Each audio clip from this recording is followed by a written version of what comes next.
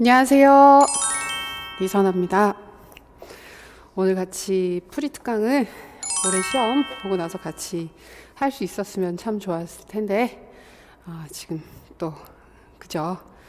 코로나로 인해서 저희 그 노량진 쪽도 더 조심해야 됐고, 특히 시험 보시고 또 2차 시험까지 준비하시는 우리 선생님들 같이 모이시고, 특히 노량진에 같이 모여서 같이 뭘 한다라는 게 굉장히 좀 부담스러운 상황이 됐기 때문에 오늘 해설 강의, 프리 강의는 온라인과 라이브로 진행을 하게 되었습니다. 그래서 우리가 정말 이번 문제에서 있었던 것처럼 온라인으로 만나게 되었지만 같이 또 같이 한번 풀어보도록 하겠습니다. 먼저 시험 보시느라 정말 고생 많이 하셨고요. 특히 해마다 힘들긴 한데 올해는 유난히 시험 직전에 마음고생이 심하셨을 것 같습니다. 저희 공부 시작했었던 2월 달부터 해서 2월 말경부터 해서 공부할 수 있는 환경이나 상황이 굉장히 어수선했고, 그 환경도 계속해서 달라졌었고, 그러다 보니까 마음 잡고 공부하시는 게 보통 쉽지 않은 그런 상황이었었죠. 근데 그게 거기서 끝날 줄 알았더니 시험 직전에 많은 선생님들이 또 마음 졸이시고 신경 많이 쓰시고 염려도 많이 하시고 시험장에 가시면서도 많이 염려하시고 여러 가지로 정말 고생 많이 하셨던 시험입니다. 그래서 어제 푹 쉬셨어야 했는데 어떻게 좀 잘 쉬셨는지 모르겠어요. 같이 얼굴을 보면 어땠는지 잘 쉬셨는지 좋은 시간을 보내셨는지 알 수가 있을 텐데, 우리가 모니터 너머로 짐작하면서 같이 해봐요. 자, 시험이 끝나고 나서 바로 하게 되는 이 프리 특강은 다른 부분들보다, 그러니까 내용 하나하나를 정확하게 확인하겠습니다, 이런 부분들보다는 이제 시험 보신 선생님들을 대상으로 진행을 하는 거죠. 이제 궁금하잖아요. 내가 쓴 답이 좀 괜찮을까? 방향에 맞나? 이런 부분들이 궁금하죠. 그래서 그런 부분들을 중심으로, 그러니까 내용 하나하나를 정확하게 확인한다. 원래 시험 보고 나서 기출 풀이 하는 것도 굉장히 싫죠. 답만 맞춰보고 싶은데 서술형 시험이니까 어쩔 수 없이 이런 풀이를 듣고 있어야 되는 건데, 답만 말해달라고, 답만 궁금하다고 사실 그렇긴 합니다. 근데 올해 시험은 유형이 바뀐 거예요. 아마 시험 보시면서도 많이 느끼셨을 텐데 유형이 크게 바뀌었습니다. 유형이 크게 바뀌어서 그냥 겉으로 봤을 때는 형식 똑같네? 문제? 제시문? 배점? 똑같은 거야. 형식의 주제도 있어. 그래서 똑같게 느껴지실 수 있지만 아마 시험 치시면서 왜 요구사항이 다 왜 이러지? 요구사항이 전부 다 내가 생각해서 써야 되는 게 너무나 많은데? 그러니까 정확하게 이론을 찍어서 명칭을 답을 하거나 이론의 구조나 단계나 모형의 구성 요소나 이런 부분들, 그러니까 정답으로 딱딱딱 분류될 수 있는 부분들이 배제가 됐습니다. 그래서 이번 시험이 형식을 아주 크게 바꾼, 그러니까 유형 자체가 완전히 바뀐 시험이라고 이해를 하시면 될 것 같아요. 자, 받으신 자료 첫 번째 페이지를 보시면 기출문제, 그저께 보셨던 교육학 논술 문제가 있습니다. 문제를 보시면서 처음 받으신 느낌은 전체적으로 쓸만할 것 같아. 왜냐하면 내용 자체가 굉장히 난해하거나 이런 부분들이 아니라 최근에 우리가 충분히, 그러니까 예측할 수 있었던, 그래 현장에서 교육과정 만들어야지, 그리고 학생 주도적으로 뭔가를 해야지, 그리고 이제 온라인 상황에서 수업이 진행되는 부분들에는 이런 부분들을 고려해야겠지, 그리고 의사결정 부분들로 넘어가게 되면 이제 내용 영역 자체는 전체적으로 평이해 보이는 사항들이었는데, 그리고 게다가 쓰라고 요구하는 것들도 개별 이론의 주요 구조, 개념, 명칭 이런 부분들을 물어보는 게 전혀 아니라 그 부분들은 이미 제시문에 상당히 있었죠. 그러니까 이게 형식이 그러니까 문제 내용이나, 그러니까 그래도 배점은 좀 더 명확하게 보이기는 하는데, 제시문 내용이나 문제에서 출제하는 방향성 스타일을 보게 되면 아주 초반부의 교육학 논술 형태로 약간 회귀를 했습니다. 돌아간 모습을 보입니다. 그래서 그 시점에도 제시문에 우리가 유추하거나 연계할 수 있는, 그다음에 정보가 될 수 있는 내용들이 상당히 많았고, 그 내용들의 근거에서 이런저런 그 논의 사항들을 정리하면 되는 형식이었었거든요. 그래서 이게 초반에는, 그러니까 논술이라는 개념을 우리가 생각을 해야 되는데, 내 주장을 논하는 거잖아요. 그래서 초반에 논술은 정말 그런 쪽으로, 논술하는 쪽으로 문제가 쭉 출제가 약간 되다가 채점 어려움 등등 때문에 좀 더 정답이 명확한 부분들을 꾸준히 출제를 하다가 작년에 두 가지가, 그죠, 명확한 명칭을 물어보는 부분들도 분명히 있었고, 근데 그럼에도 불구하고 굉장히 열려 있는 그 문제들, 그러니까 이것만 답이야 라고 할 수 없는 열린 답안을 요구하는 문항들이 작년에 비중이 늘었단 말이에요. 그랬을 때 이제 어떤 쪽으로 가느냐, 뭐 비슷한 유형으로 가느냐, 아니면 다시 회귀를 하느냐, 완전히 풀어지느냐, 굉장히 다양한 선택지가 있었던 것 같은데,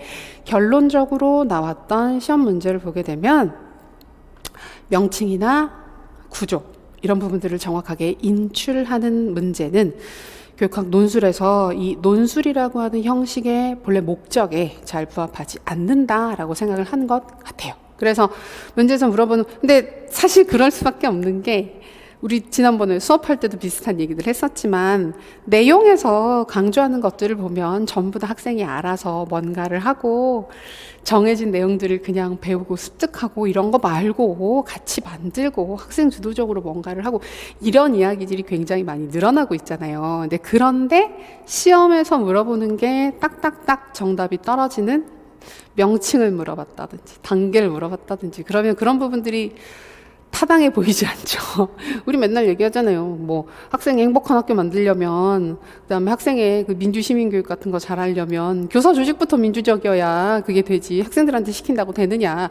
그러니까 결국 교사들이 그런 교육을 실천해야 되는 사람들인데, 교사들의 암기 능력을 확인하는 게 그게 무슨 논술이냐라는 식의 문제의식이 이번 문제에 크게 보이고 있습니다. 그래서 이런 부분들은 사실은 내년도 공부하실 분들, 새로 공부 시작하신 분들한테 의미가 있는 사항들이긴 한데, 공부 방향 자체가 좀 바뀔, 어느 정도는 방향성을 조금 변화시킬 필요가 있게 됐어요. 올해 시험 자체는. 그러니까 내년에 똑같이 나올까? 그건 모르죠. 그건 모르지만 이런 형식의 문제나 이런 형식을 대비하는 공부가 상당히 필요할 것이다.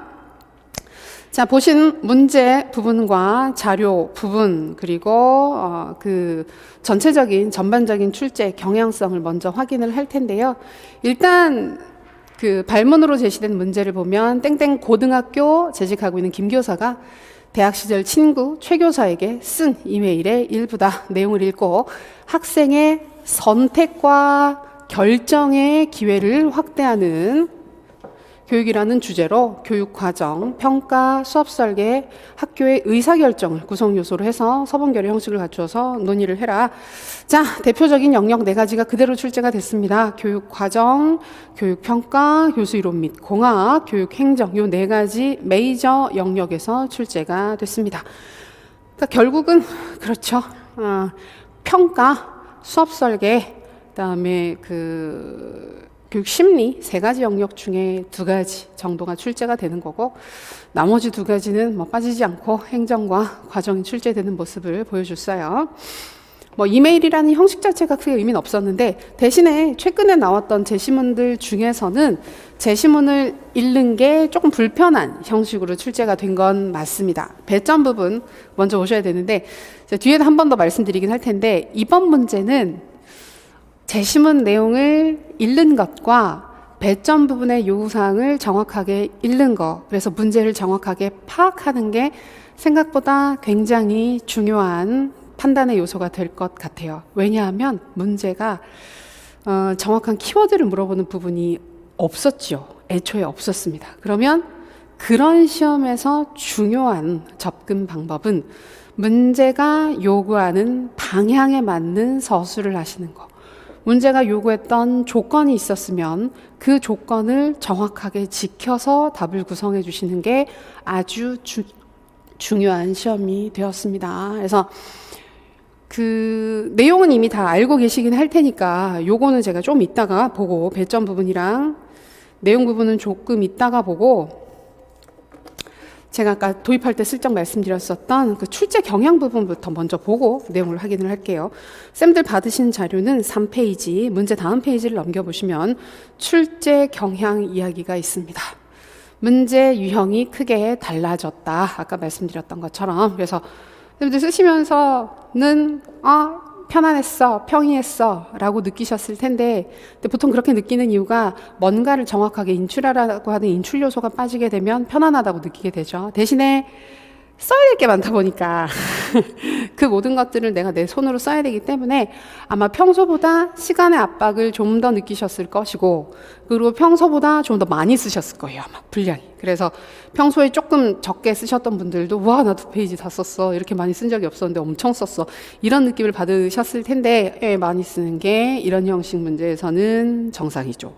많이 쓰는 게, 그러니까 방안의, 저희 수업에서도 맨날 강조했었지만 의나 방안이나 이런 식으로 열린 부분에 대한 답을 쓰는 항목은 친절하게 써주는 게 중요하다 그랬죠. 그래서 이번 문제에서도 그렇게 보일 수 있는 요소들이 꽤 있습니다. 그래서 이론의 구조, 개념, 명칭 확인하는 부분이 완전히 빠지고, 그러니까 일부 빠진 게 아니라 그냥 쏙 빠졌어요. 물론 이제 찾아야 답을 할 수 있는 부분들이 일부 있긴 했었지만, 그러기에는 제시문의 정보가 너무 많았어요. 제시문의 정보를 너무 많이 줬어요. 그래서 어느 정도 어떤 몇몇 가지 유형들의 문제들 같은 경우에는 이거는 뭐 그냥 몰라도 사실은 제시문에 있는 내용 가지고 현장에 맞게 말을 쌤들 소위 우리 왜 비벼 쓴다 그러잖아요. 그래서 그 비벼 쓰는 형식으로도 충분히 답안에 가까이 갈 수 있는 문제들이 많았습니다. 그리고 구체적 상황을 매개로 한 개념의 활용 능력을 폭넓게 평가했다. 우리가 소홀하게 보셨을 수도 있는, 조금 방심하셨을 수도 있는, 암기에 급하면 놓칠 수도 있는 활용. 저희 이제, 근데 활용은 저도 이제 모의고사 할 때 우리 같이 많이 풀어보긴 했었지만, 활용 문제 내면 쌤들도 힘들고, 채점할 때도 힘들고, 되게 어려운 문제는 맞거든요. 근데 이제 그런 부분들 저희 꾸준히 연습했으니까 아마 맞아, 이런 부분들은 정답이 없지, 내가 알고 있는 사항들, 제시문에서 언급하는 것들 가지고 쓰면 그게 될 거야. 그게 돼요. 요거 방향에 맞게만 쓰시면 그건 답이에요. 그리고 보시면 그 개념 자체가 아닌 활용을 확인하는 부분이 최근 시험에서 증가하고 있었던 사항인데, 이번 시험은 오직 전체 항목 전체가 개념의 활용으로만 접근이 되었기 때문에 시험의 형식이 완전히 달라진 거라고 볼 수 있습니다. 그러니까 겉으로 봤을 때는 똑같은데 유형이 변한 거예요. 저희가 전공 영역도 문제 유형이 꾸준히 바뀌어 왔었죠. 근데 교육학은 그런 얘기들을 대놓고 하진 않았는데 논술이니까 얘기를 하기가 어려운 부분들이 있겠죠. 근데 실제로는 확 바뀌어 버렸어요. 이번 문제 완전 달라요. 그러니까 소위 말하는 약간의 패러다임의 변화 정도까지 형식은 바뀌었습니다. 자, 그래서 중요한 부분이 어디냐? 특정 개념의 암기 인출이 주가 아니라 개념의 이해를 바탕으로 한 이해가 중요합니다. 암기 인출은 제시문이 해주는 거예요. 근데 생각해 보세요. 우리가 지식 기반 지식정보사회 4차 산업혁명 이런 얘기들을 했었잖아요. 근데 거기에서 이제 보통 얘기를 하는 게 그거죠. 암기하고 정보 가지고 있는 거는 지금 디지털 디바이스들이 얼마든지 대체할 수 있는 영역이 돼버렸기 때문에 그 알고 있는 지식을 활용하고 새롭게 창출하고 연계하고 이런 융합적 능력이 더 중요해지고 있어. 이런 식으로 얘기를 하죠. 이제 그 흐름을 그대로 탄 거라고 보시면 될 것 같습니다. 그래서 이해를 바탕으로 문제 분석 능력, 문제 상황에 대한 창의적이고 유연한 대처 능력을 평가하는 시험으로 이번 시험은 달라진 것입니다. 그래서 답을 쓰실 때는 그래 뭐라도 썼어. 근데 이제 돌아와서 곰곰이 생각을 해보면 맞나? 내가 쓴 게 맞나?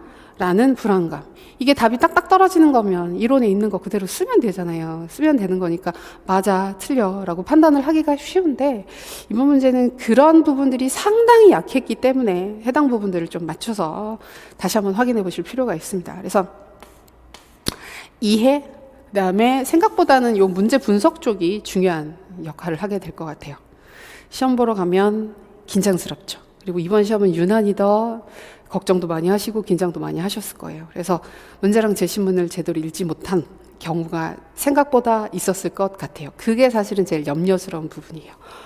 이번 문제는 어려운 문제는 아니에요. 어려운 문제는 아니고 제시문 읽고 제시문의 요구사항에 맞춰서 제시문의 방향과 요구사항을 지키면서 그냥 논리타당하게 글을 쓰면 상당히 줄 수 있는 부분들이 많았던 시험이에요. 근데 우리가 그걸 생각보다 많이 놓치게끔 문제가 좀 구성이 되어 있었던 게 있어요. 그래서 그런 부분들을 좀 이따가 한 번 더 체크해 보도록 하겠습니다. 난이도. 많이들 궁금해 하시는 게 쉬웠냐, 어려웠냐, 평이했느냐, 어땠느냐라고 많이 물어보시는데 보통은 편안했다, 평이했다라고 생각을 하실 겁니다. 난이도 자체는 평이한 건 맞아요. 근데 채점의 방향에 따라서 점수대는 지금은 미리 얘기를 할 수가 없어요.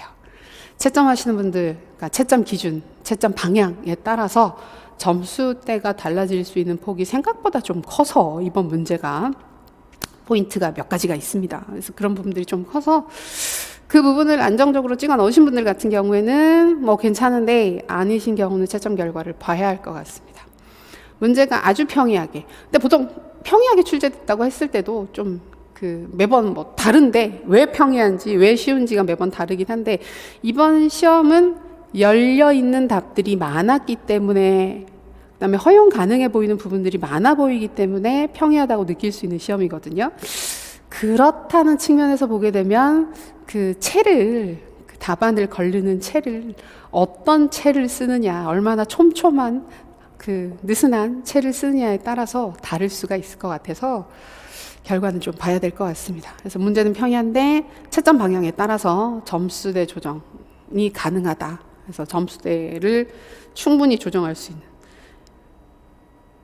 문제에서 요구하는 사항에서 명칭 개념 물어보는 게 빠졌다는 게 굉장히 큰 힌트죠. 그래서 명칭을 쓰는 건 틀리면 어쩔 수가 없습니다. 명칭이나 개념을 쓰는 게 틀리면, 아니 쌤들이 쓰셨던 게 틀렸다는 게 아니라 문제에서 요구하는 사항에 명칭이 포함되어 있으면 그 부분이 틀리면 어쩔 수가 없는데 이번 문제는 그런 요소를 아예 뺀 거예요. 아예 배제를 했기 때문에 그 외 다른 요소들을 최대한 봐주겠다라는 쪽으로 접근할 가능성이 좀 높아 보여요. 형식이 그러니까 그런 부분들에서 형식이 굉장히 특이하다고 보시면 됩니다. 자, 4가지 영역 개략적으로 개관을 하고 세세하게 살펴보겠는데요. 교육과정 부분은 이론을 매개한 건 맞습니다. 근데 그 이론 내용이 제시문 내용에 있는 게 다인 거예요. 그러니까 그 이론에서 우리가 뭘 찾을 수 있는 부분들, 스나이더 실행관점, 이게 저희 최종 자료 우리 카페에 문자 드렸었잖아요. 카페 마지막에 확인하세요, 꼭 확인하세요 하고 드렸던 그 카페 자료에 카페에 올렸던 자료 교육과정 영역 제일 위에 넣어놨던 사항인데, 근데 그거랑 상관없이 제시문에 다 있어요, 내용이. 그래서 그 내용을 가지고 우리가 최근에 저희 9, 10월 달 수업할 때 9주차 수업할 때 교육과정 재구성이라든지 학교 중심으로 우리가 교육과정을 교사 중심적으로 개발하고 재개발하고 새롭게 창출하는 이런 활동들이 굉장히 최근에 중요하다 이런 얘기들 되게 많이 했었잖아요. 거기에서 얘기했었던 이런저런 구성 방안들, 접근 방안들이 답이 되는 문제였어요. 문제 자체는. 그래서 애초에 이론을 줬지만 이론의 주요 사항이 제시문에 그대로 있어서 내용에 근거한 장단점이나 운영 방안은 내가 유추를 해야 되는 거예요. 이건 이런 공부를 한다고 해서 아는 부분이 아니라 게다가 간단하니까 내용 자체가 워낙 심플하니까 국가에서 만든 걸 그대로 실행하면 뭐 이래서 좋겠지. 하지만 이건 좀 안 좋겠지. 이런 식으로 정말 상식 수준에서 유추할 수 있는 사항들이 있잖아요. 그걸 서술하시면 됐었고, 운영 방안, 그러면 새롭게 우리가 생성하는 접근으로 결국 근데 그 내용도 있었죠. 제시문에 교사와 학생이 함께 현장에서 만든다. 그럼 어떻게 만들까?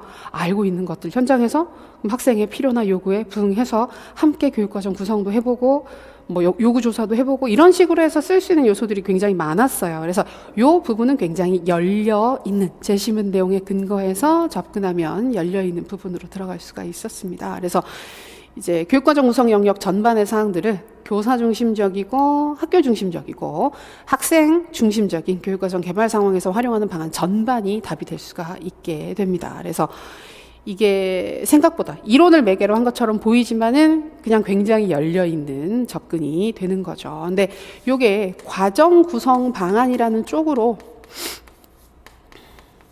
방향만 잘 잡히면 그 다음에 그 과정에 교사가 주체적이고 그 다음에 학생이 주도적으로 함께 참여를 한다. 이런 부분들이 포함이 되면 답이 될 수 있는 사항이었습니다.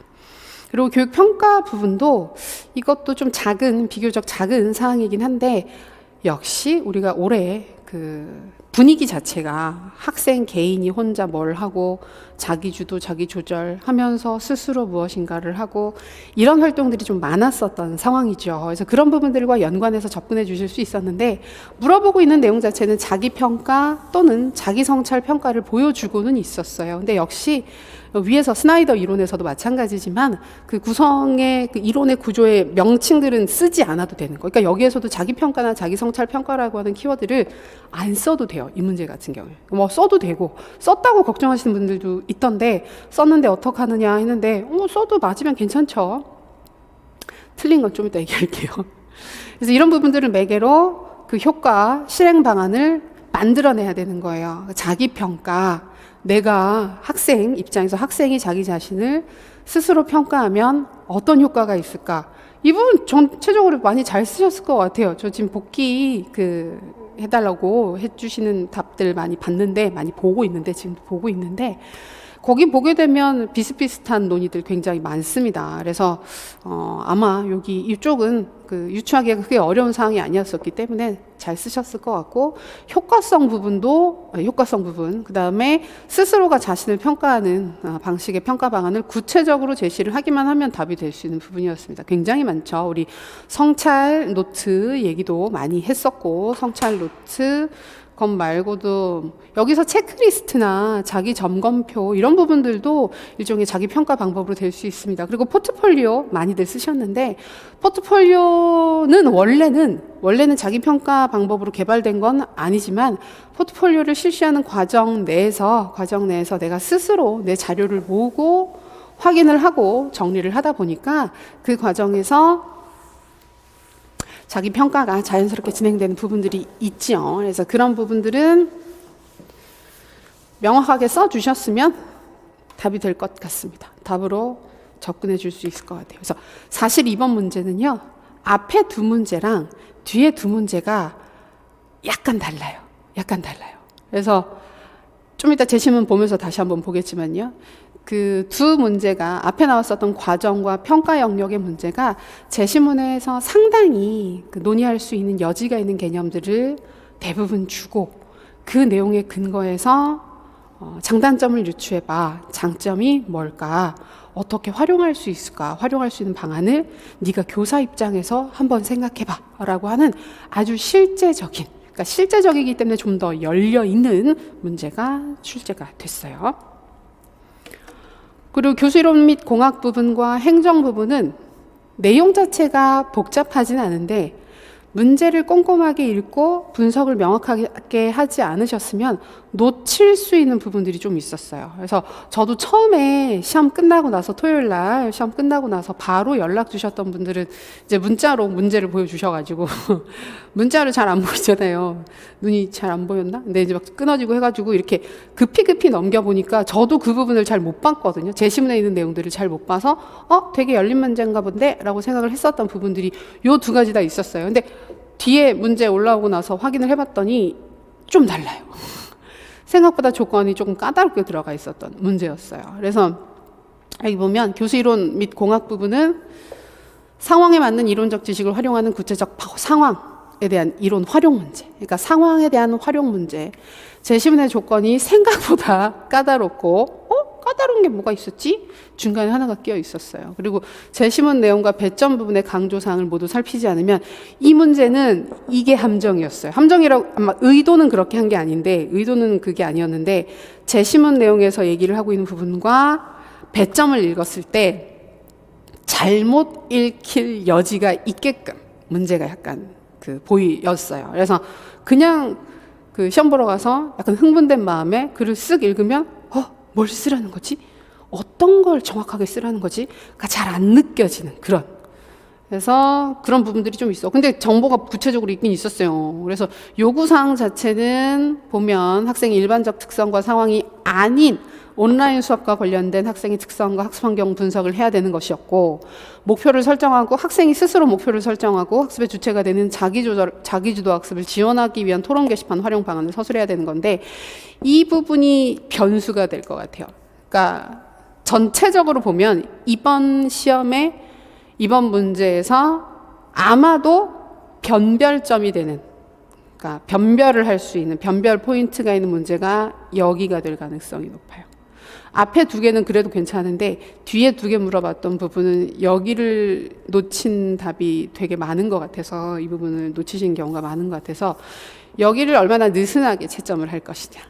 느슨하게 채점하면 좀 훨씬 더 편해지는 거고, 조건을 까다롭게 걸어서 그대로 채점을 한다 그러면 여기는 점수가 좀 빠질 수 있는 부분입니다.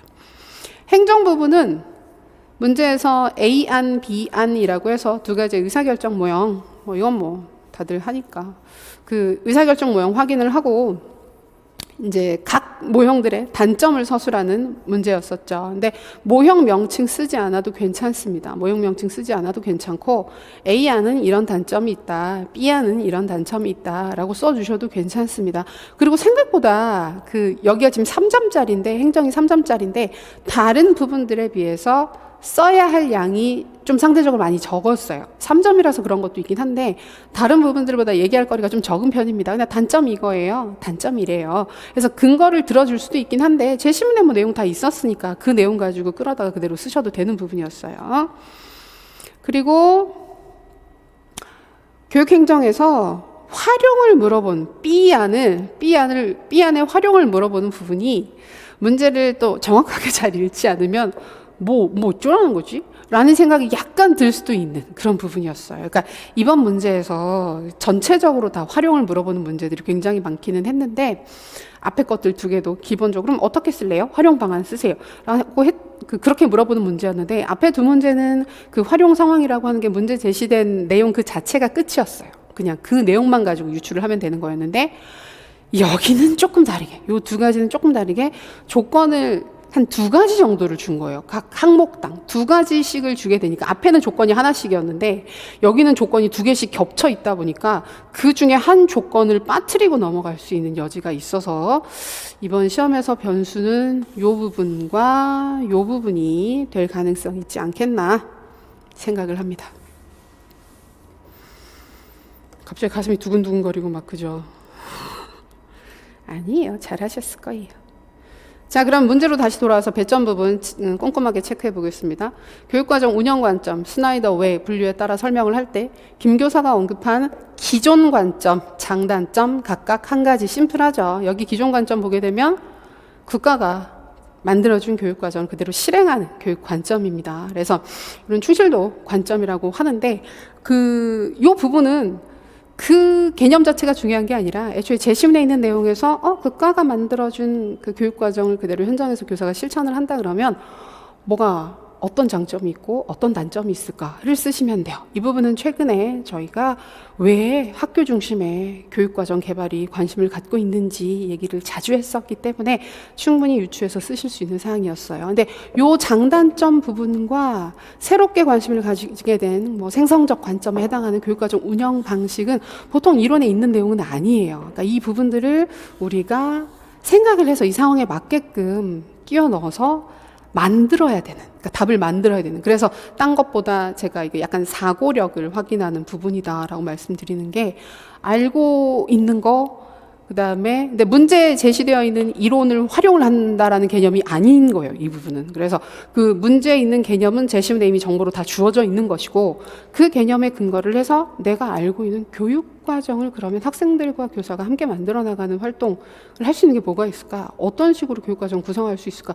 우리 교육과정 구성이나 운영 방식 공부 되게 많이 했었죠. 그래서 저희 왜 그 후반부 수업할 때도 학교 현장 중심적인 교육과정 얘기하라 그러면 그 부분은 정답이 없을 거다. 정답이 없고 어떻게든 상황에 맞게끔 교육과정을 구성하는 방식을 내가 알고 있는 개발하는 방식들을 끌어들여서 같이 서술을 하면 된다. 그럼 우리가 알고 있는 게 예를 들어서 교육과정 개발, 학습 경험 선정, 조직 이런 부분들이 있다 그러면 목표를 선정하는 활동에 학생들을 참여시킨다.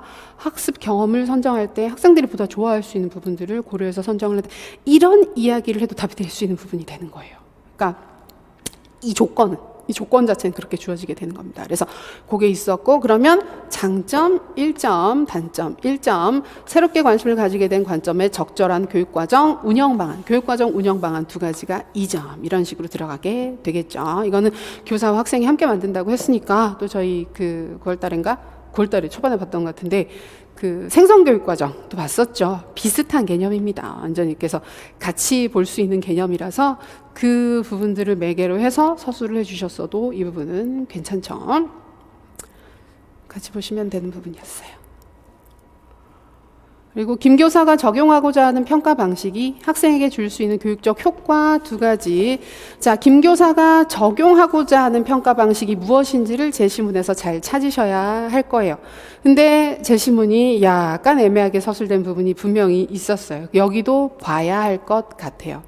근데 문제 의도는 있어요. 문제 의도가 뭔지는 읽히는데 그걸 이렇게 읽을 수도 있지 않을까 하고 허용을 한다 그러면 여기도 넓어질 거예요, 답이. 그다음에 이 평가를 수업에서 실행하는 방안 두 가지를 써라. 그러니까 결국 아까 말씀드렸던 것처럼 이 평가, 자기평가, 자기성찰평가, 자기평가, 우리 수행평가할 때 자기평가 많이 봤잖아요. 그래서 그 개념이라서 학생 스스로 평가할 수 있는 방법이 뭐가 있을까? 두 개 써야지. 라고 이것도 구체적으로 서술해 주시면 되는 부분이었습니다.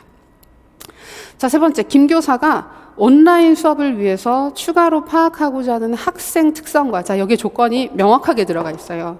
온라인 수업을 위해서 추가로 파악을 한대요. 추가로? 이전에 다른 거 파악했었나? 했었죠. 제시문 내용을 보면 있습니다. 추가로 파악하고자 하는 학생 특성과 학습 환경의 구체적인 예를 각각 한 가지씩 들어라. 그럼 여기 1.1점. 그리고 김 교사가 하고자 하는 수업이 있다고 합니다.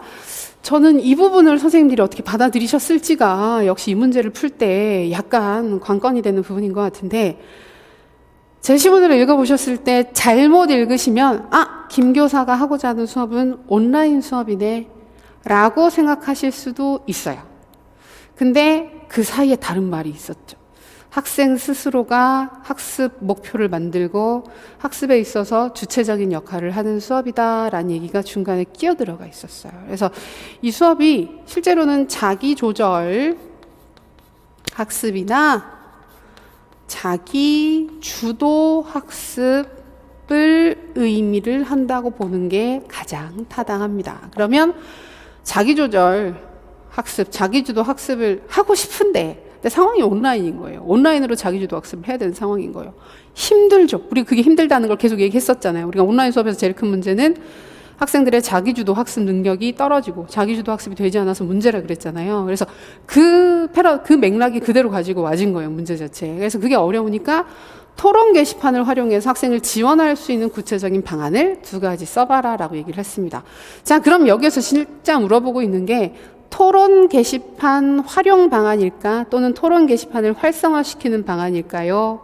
아니면 자기주도 학습, 자기조절 학습을 도와주고 싶은데, 즉 자기주도 학습을 증진시키는 방안을 써라. 근데 토론 게시판에서 할 수 있는 방법이라고 하는 걸 물어본 걸까? 이쪽이 되는 거죠. 실제로 이 문제 의도 자체는 그렇게 읽히게 되는 겁니다. 그래서 여기가 변수예요. 여기가 변수예요. 근데 이걸 아마 집에 와서 찬찬히 읽어보시면 그렇게 보이셨을 거예요. 문제가 그렇게 보였을 텐데 시험을 보는 상황에 그게 그렇게까지 잘 안 보이게 되는 거죠. 근데 앞에 계속 온라인 얘기를 하고 있으니까 온라인 수업인가 보지. 그리고 온라인으로 하는 것도 맞으니까.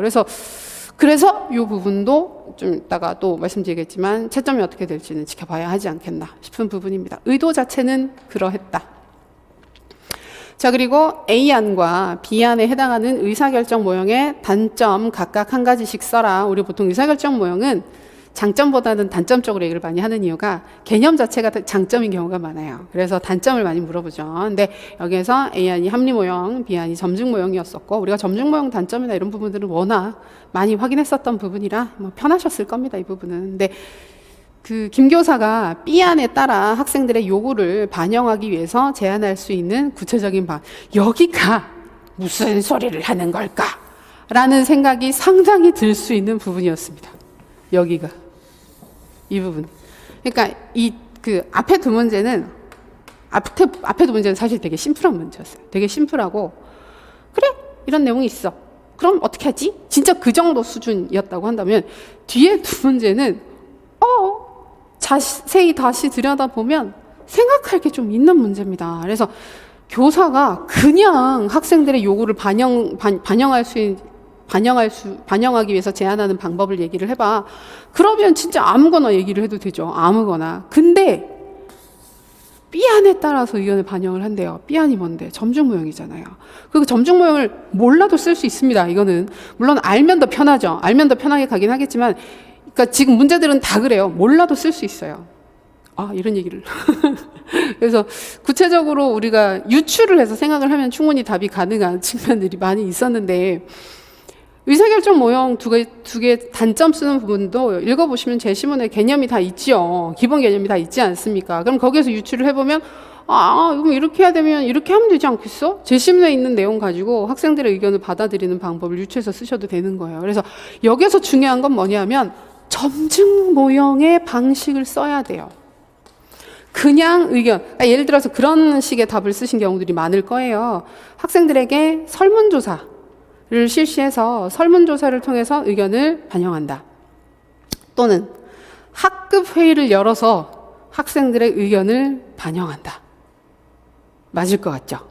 근데 점증 모형 내용이 하나도 안 보이죠. 그런 사례 같은 경우에는. 그래서 이 점증 모형의 관점으로 접근을 하자면 점증 모형은 그거잖아요. 기존에 어떤 안이 있어요. 이전에 실행하고 있었던 실행안이 하나 있어요. 그러면 그거랑 새로운 여러 가지 대안들이 있을 때 이 새로운 대안들을 비교를 하면서 기존의 거보다 조금이라도 나은 게 있으면 그걸 선택을 하자 이렇게 가거나, 아니면 기존 대안이 있었을 때, 기존에 실행하고 있었던 안건이 있었을 때 여기에 어떤 불만이 있는지 문제가 있는지 등등을 확인을 해서 그걸 약간 수정하는 방식으로 할 수가 있잖아요. 그러면 학생들한테 그런 요구를 그런 방식으로 요구를 받아들인다 그러면 불만사항을 학교 운영이나 수업 진행되는 방식 등등에 대한 불만을 접수받아서 그 중에서 개선 가능한 부분이 있으면 그걸 조금씩 개선을 한다든지, 학생들이 그런 개선안을 내놓을 수 있는 능력이 없다고 한다면 기존에 안이 있고 우리 학교 운영되는 방침이 있었을 때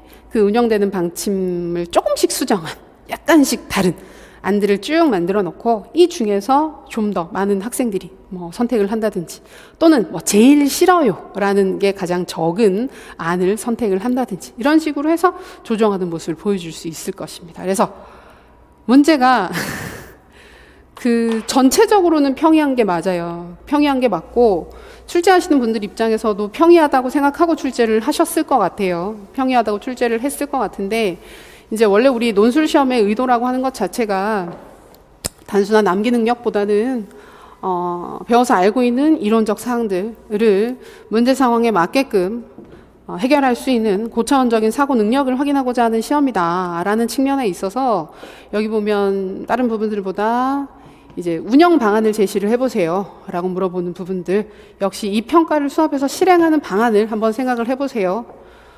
그 다음에 여기도 그 토론 게시판을 활용해서 학생을 지원할 수 있는 방법을 생각을 해보세요. 그 다음에 여기에서 점증 모형을 활용해서 학생들의 의견을 받을 수 있는 방법을 생각을 해보세요. 지금 방안을 얘기를 하는 게 모든 항목들의 방안이 다 포함이 됐습니다. 잘 보시면. 그래서 이번 문제는, 근데 아까도 말씀드렸지만 여기는 정답이 없어요. 방안을 물어보는 부분은 정답이 절대 없습니다. 단 하나의 정답이 있는 게 아니에요.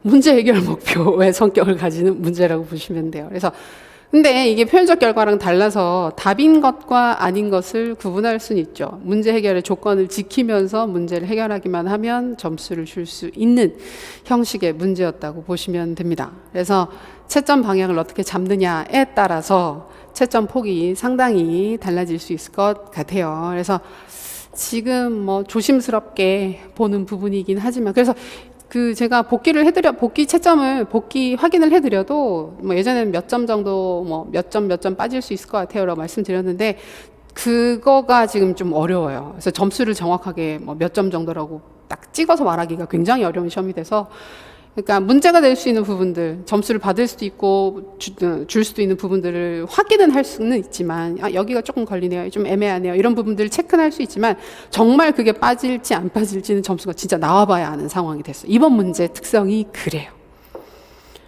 그렇죠. 그래서 좀 조심스럽기는 하지만 그 첫 번째 부분에서 스나이더의 관점에 따라서 분류하는 부분은 제시문에 있는 내용에 근거해서 찾아 쓰시고 내용을 그냥 거기에 타당하게 쓰시면 이 부분은 거의 점수를 받으실 거예요. 거의 받을 가능성이 높아요. 전체적으로 받을 가능성이 높고, 그다음에 새롭게 관심을 가지게 된 교육과정 운영 방안 두 가지도 교사와 학생이 참여한다는 전제를 두고 이런저런 방안들을 쓰시면 너무 똑같은 걸 두 개 쓰지 않은 이상, 그다음에 이게 이걸 교육과정이라고 해도 되나라는 생각이 들 정도로 아예 먼 쪽에는 얘기를 끌어서 쓰신 게 아닌 이상은 받을 가능성이 높아요. 조금 느슨하게 간 항목일 것 같고, 두 번째 이 부분도 교육적 효과 부분은 거의 받을 거예요. 비슷한 문제를 첨삭을 많이 해본 저는 약간 느낌이 있는데,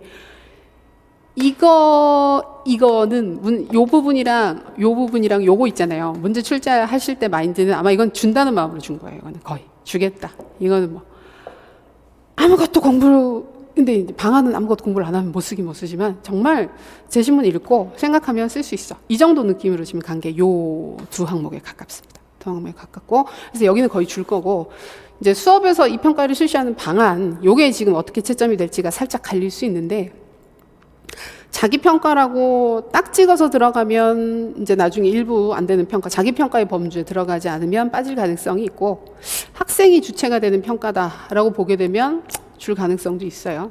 그리고 요 부분은 두 가지가 다 변수가 있는데 조건을 근데 제시문 너무 세게 걸어놨어요. 그러니까 문제랑 제시문 양쪽에 조건이 다 걸려 있단 말이에요. 다 걸려 있어서 여기 보면 온라인 수업을 위해서 추가로 파악하는 학생 특성, 학습 환경 구체적인 예라고 하는 부분이 좀 걸려요. 그래서 여기를 문제에서 이렇게 나와 있는데 이 부분을 무시하고 점수를 주기는 어려울 것 같아요. 그래서 온라인 수업을 위해서 추가로 파악해야 되는 사항이 아닌 제시문 내용을 읽어보면 미리 일반적인 특성을 파악했다고 얘기를 했거든요. 그래서 그럼 미리 파악한 특성을 쓰게 되면 조건에 안 맞아라고 할 가능성이 좀 있어요. 이 부분이. 반드시 그렇게 빠진다는 게 아니라 문제의 구조를 보면 그게 빠질 가능성이 있다.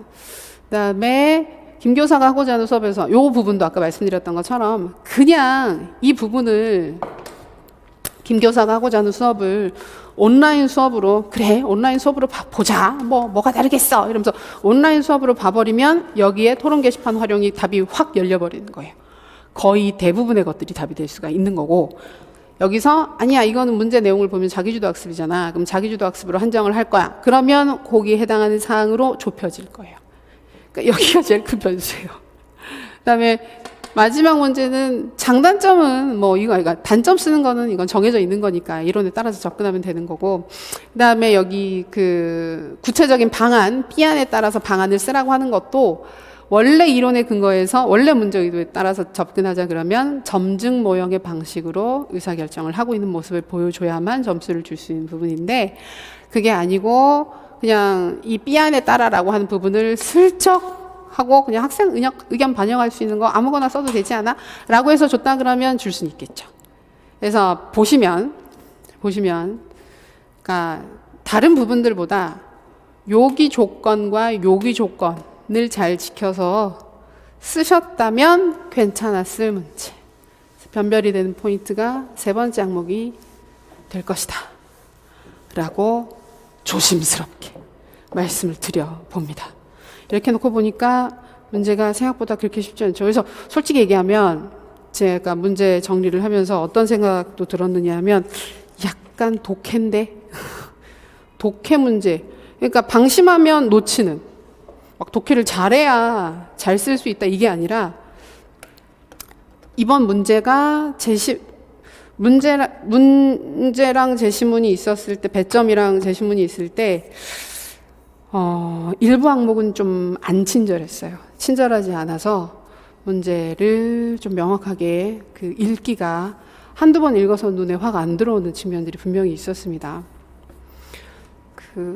보겠습니다. 제시문 내용 보겠습니다. 형식이 또 바뀌었죠. 메일 쓰는 거죠. 보고 싶은 친구에게. 자, 여기 뭐 학생의 선택과 결정의 기회를 확대하기 위해서 우리 학교가 학교 운영 계획을 전체적으로 다시 세우고 있어. 자, 여기서 학생의 선택과 결정의 기회를 확대한다라고 하는 건 저희 많이 봤었던 그 민주시민교육, 민주사회교육 그 맥락이랑도 많이 유사합니다. 학생이 중심이 되는 교육으로 가셔도 아주 좋은 접근이 될 수 있고, 그다음에 민주시민사회에서 뭐 시민의 역량, 그 스스로 선택하고 결정할 수 있는 역량 이쪽으로 가셨어도 좋습니다. 그 과정에서 나는 교육 운영, 평가, 과정 운영, 평가 방안, 온라인 수업 설계 등을 고민했고 교사 협의회도 참여를 했어.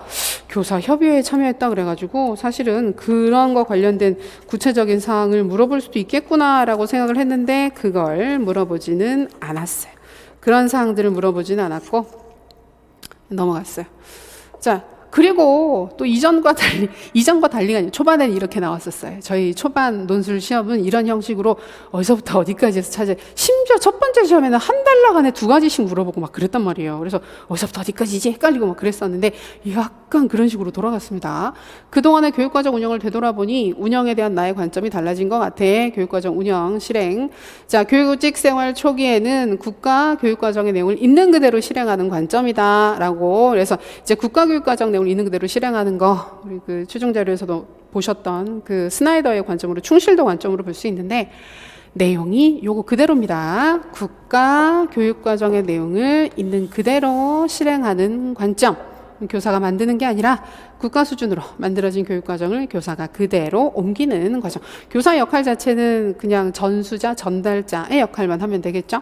그런데 최근 내가 새롭게 관심을 가지게 된 관점은 교육과정을 교사와 학생이 함께 생성하는 교육적 경험으로 보는 거야. 같이 만들어 나간다라고 했으니까 생성적 관점, 생성교육과정, 경우에 따라서 이 부분 생성, 현성 교육과정이라고 이야기를 하기도 해요. 그래서 이제 교육과정 영역은 여러 번 말씀드렸지만 비슷비슷한 개념이 여기에도 튀어나오고 저기에도 튀어나오고 조금 다른 맥락에서 약간 다르게 활용되기도 하고 그런 부분들이 상당히 많습니다. 그래서 상당히 많아서 이 부분은 우리 그때 문제에서도 풀었었던 사항으로도 연계해서 보실 수 있어요. 그러면 이 관점으로 교육과정을 운영하는 방안을 찾아봐야 되겠어.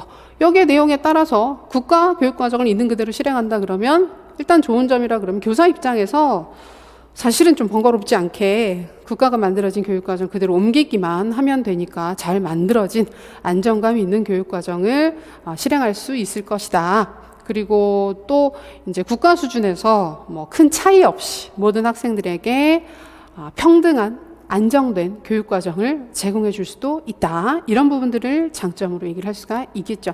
단점은 뭐가 되겠습니까? 심플하죠. 학교 상황이 안 맞아요.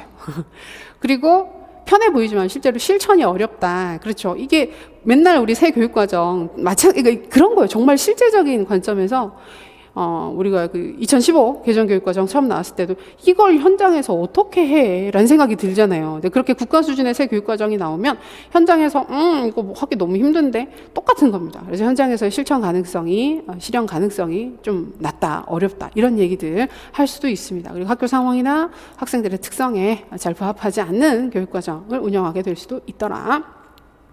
그 얘기를 해주면 되겠고, 그 다음에 함께 생성하는 교육과정 교육 경험으로 보자라고 하게 되면 교사와 학생이 함께 참여를 할 수 있는 아까도 말씀드렸던 것처럼 생성교육과정 얘기를 해주신다든지 아니면 여기는 굉장히 답이 넓을 수 있어요. 좀 이따 그 답안에도 나와 있긴 하겠지만 뭐 교과 사이에 연계나 통합을 통해서 통합형 교과를 만드는 거. 근데 그 통합형 교과를 만드는 게 교사 마음대로 만드는 게 아니라 학생들의 필요나 흥미 등등을 고려해서 원하는 주제를 중심으로 같이 만든다든지 이런 식의 교육과정 얘기를 해주시면 좋을 것 같습니다. 자, 그래서 이 부분 무리 없이 제신문 내용 가지고 쓰시면 되는 부분이었고요. 그리고 오늘 읽은 교육평가 방안 보고서에는 학생이 주체가 되는 평가가 학습에 도움이 된다는 내용이 담겨 있었어. 내가 지향해야 될 평가의 방향으로는 적절한데, 자, 이 부분 때문에 쌤들이 학생이 주체가 되는 평가, 좋아. 학생이 주체가 되는 평가 뭐 있지? 학생 스스로 평가하는 거, 자기 평가, 학생들끼리 평가하는 거, 동료 평가 또는 상호 평가가 있지? 라고 생각하셨을 가능성이 있어요. 근데 더 읽어보면 내가 지향해야 될 평가의 방향으로는 적절한데 내용이 구체적이지 않더라. 학생이 스스로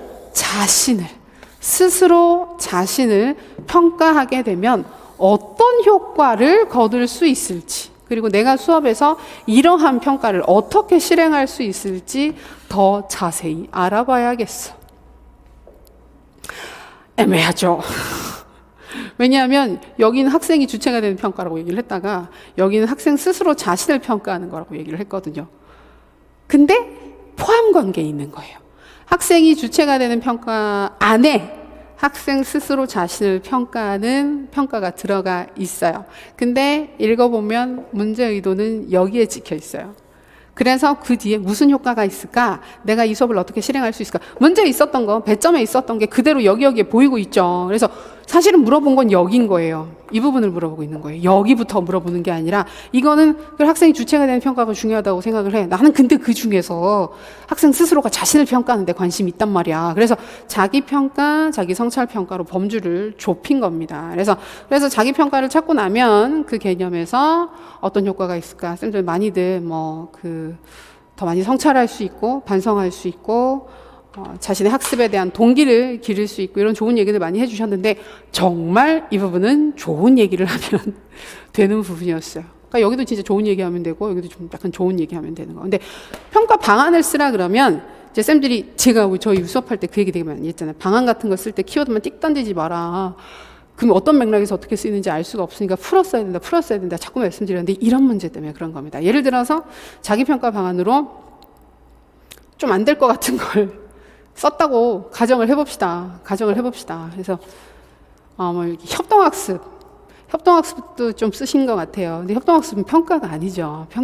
그런 부분들이 사실 좀 이슈가 있습니다. 그래서 여기다가 교수 방법 쓰신 경우들이 있는 게, 그러니까 왜 그러냐면 수업에서 이런 평가를 어떻게 실행할 것이냐라고 하니까 수업 상황 안에서 평가를 실시해야 되니까 수업 상황을 보여주고 그 안에서 평가를 얘기를 해야지 이렇게 쓰신 경우들이 있는데 그렇더라도 주는 평가가 돼야 돼요. 수업 상황이 중요한 게 아니라 평가가 앞으로 나가서 이런 평가를 해야 돼. 이런 평가는 이런 상황에서 쓸 수 있지. 이렇게 가는 게 훨씬 더 타당하게 될 수 있거든요. 그래서 이번에 포트폴리오 답이 되게 많이 나왔는데 원래 포트폴리오가 자기 평가를 하는 도구로서 쓰이긴 쓰이는데 포트폴리오 내용만 놓고 보면 자기 평가가 확 드러나지 않는단 말이에요. 근데 이제 포트폴리오를 쓰면서 거기에서 스스로가 자신의 자료, 수행 결과 등등을 모아서 보면서 모으는 과정 자체, 정리하는 과정 자체 내에서 내가 자신의 성장이나 변화 등등을 확인할 수 있어서 자기평가 방법으로 활용을 할 수 있다.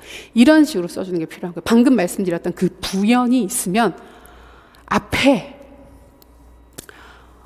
좀 방향이 안 맞는 걸 쓰더라도 뒤에 설명이 그럴듯하게 서술이 되면 그럴듯하게 쓸 수 있겠죠. 자기평가 연관해서 뭐라도 쓰면 되니까 점수를 줄 수밖에 없어요. 이런 문제들 같은 경우에. 그래서 특히 열린 문제 답 쓸 때는 상세히 풍부하게 쓰시는 게 특히 중요할 것입니다. 그래서 제시문 앞에 2개 확인을 했어요.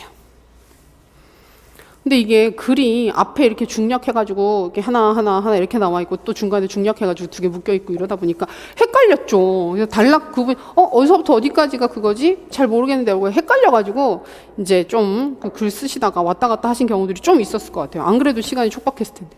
그러니까 쓸 것도 많고 생각할 것도 많은 시험이었었는데 전체적으로 시간을 좀 촉박하게 만드는 부분이 있었던 것 같습니다. 자, 중량. 3번째 단락. 요즘 온라인 수업을 하게 되었어. 자, 전제 온라인 수업을 한다. 학기 초. 자, 여기가 아까 말씀드렸던 그런 포인트입니다. 내가 온라인 수업을 하는데, 자, 나한테 주어진 상황이에요. 학기 초에 학생들의 일반적인 특성과 상황은 조사를 했어. 이게 전제 조건으로 들어있어요. 그러면 여기에 해당하는 걸 쓰면 답이 된다, 안 된다? 안 된다. 원칙은 안 된다. 근데 일반적인 특성 같은 경우에는 보통 이제 가정 환경이라든지 가정 환경이라고 했을 때 부모님 직업 요새 그런 거 조사 안 하죠. 근데 이제 그게 지금 좀 이슈가 될 수 있는 게 선수학습 능력 요소 이런 부분들이 좀 문제가 되는 게 보통은 여기서 다 해요. 온라인 수업이 아니라도 그건 해야 되기 때문에 교우 관계라든지 성격이라든지 이런 부분들, 기본적인 사항들은 기본적으로는 여기에서 다 조사를 합니다. 그래서 이걸 약간 학생 특성, 그래, 내가 알고 있는 학생 특성 이것저것 있지 라고 해서 그거 아무거나 쭉 쓰는 게 아니라 예전부터 이 부분은 중요하다 그랬어요. 알고 있는 걸 그대로 쓰면 안 된다. 알고 있는 걸 문제에서 요구하는 사항에 맞춰서 써주는 게 중요하다 그랬었는데, 여기에서는 그래 이거 조사했어. 그러니까 이거 말고 온라인 수업과 관련된 학생의 특성과 환경에 대해서도 추가로 파악을 해야겠어. 자, 그러면 이거 말고 이거란 얘기예요.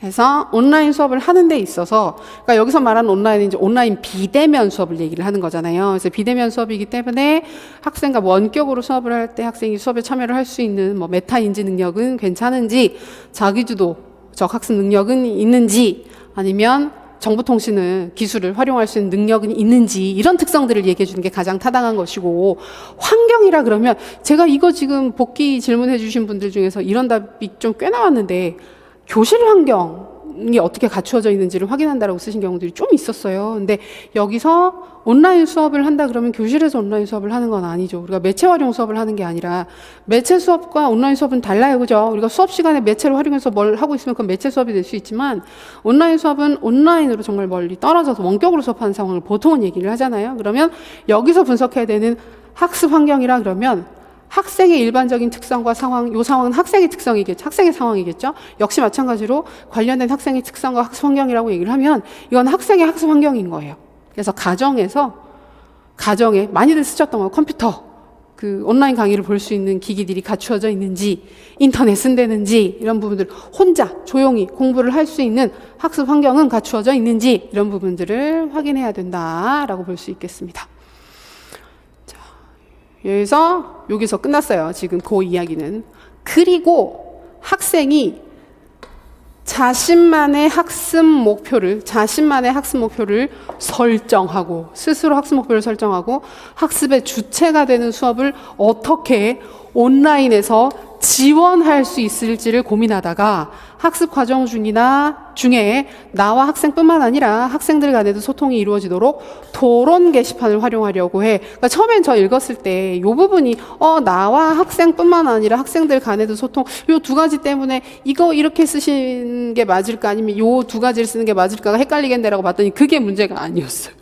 사실 그거는 큰 의미가 없어요. 그거는 큰 의미가 없고, 두 가지를 쓰면 어차피 그 안에 이 두 가지 내용이 포함이 될 수밖에 없는 상황이 됐어요. 왜냐하면 이 조건이니까.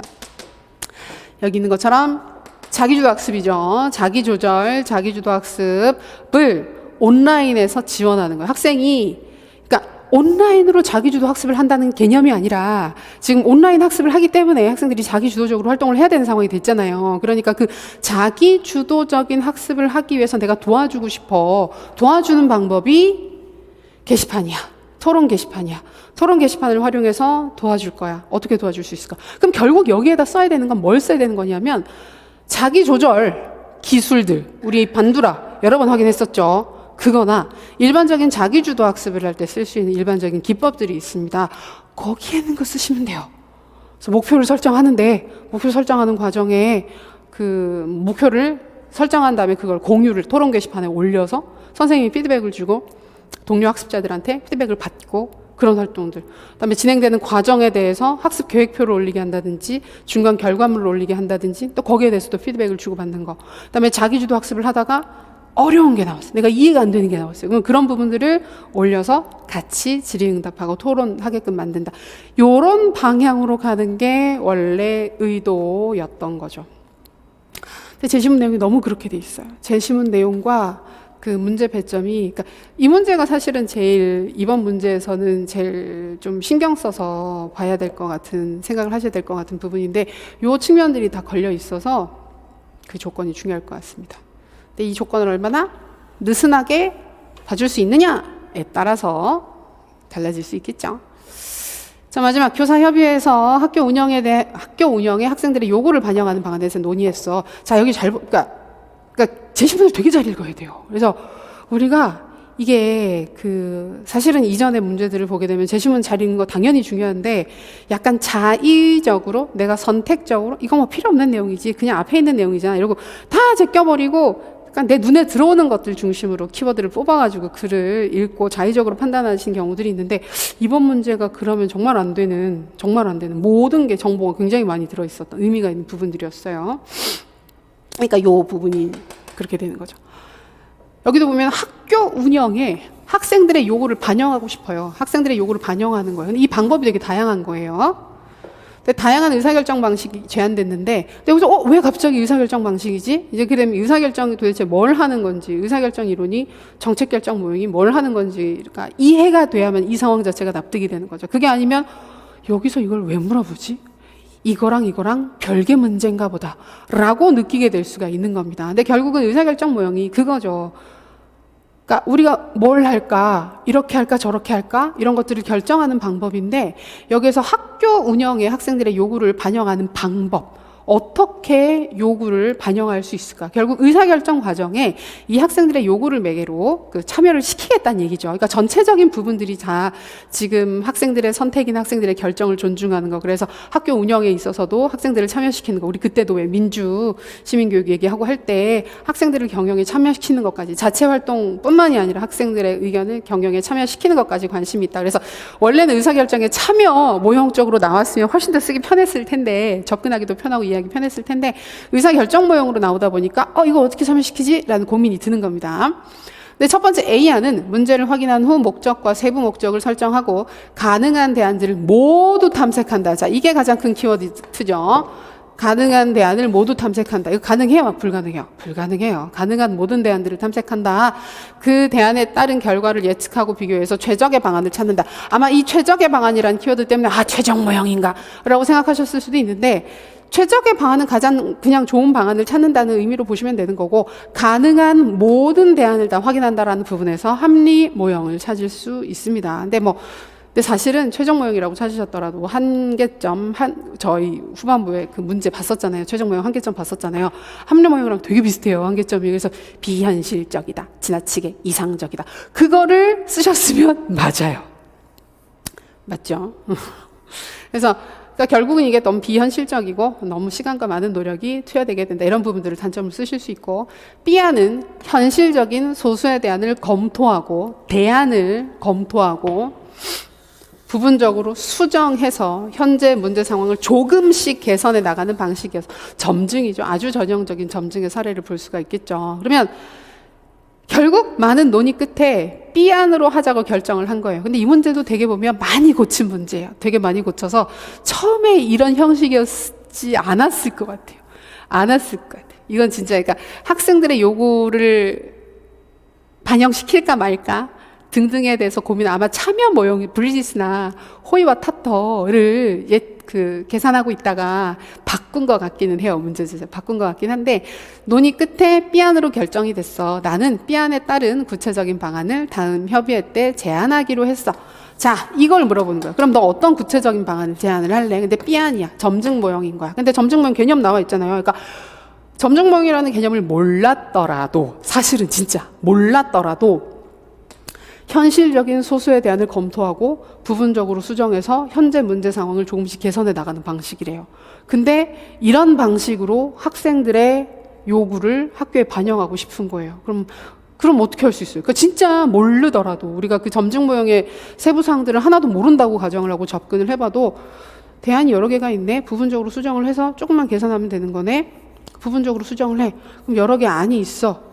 여러 개의 안건들이 있어. 그럼 현재 우리가 학교 운영과 관련해서 요구를 받는 것이기 때문에 학교 운영에 대해서 학생들이 좀 개선하기를 바라는 부분들은 있는지, 그것부터 확인을 해서 그 개선 방안은 어떤 게 있을 수 있을까에 대한 다양한 의견들을 받아보고 그 중에서 그래도 현실성이 있고 문제가 가장 적은 걸 선택해서 학교 경영에 반영시키면 될 것 같아.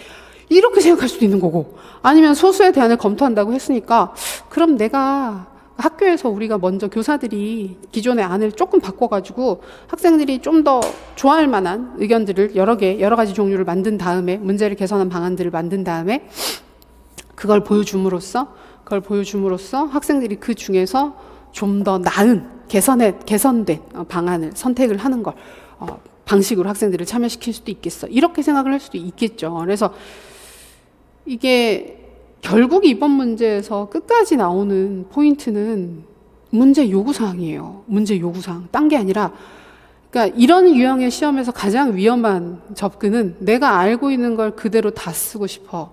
내가 외운 게 있으니까 외운 걸 그대로 다 쏟아낼 거야.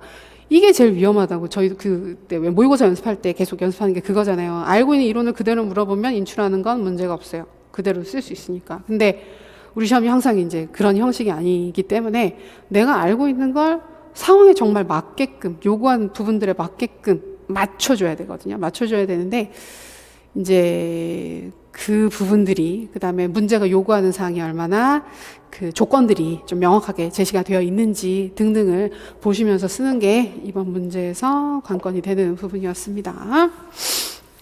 원래 문제 분석을 길게 하려고 안 했는데 좀 길어졌죠. 시험 보고 나서 문제 보는 게 얼마나 싫은데, 기출문제 보는 게 진짜 싫죠. 너무너무 싫어. 그냥 답만 알려줘. 답만 알려달라고. 맞았는지 틀렸는지. 진짜 그런 기분이죠. 그런 기분입니다. 빨리 할게요. 그래서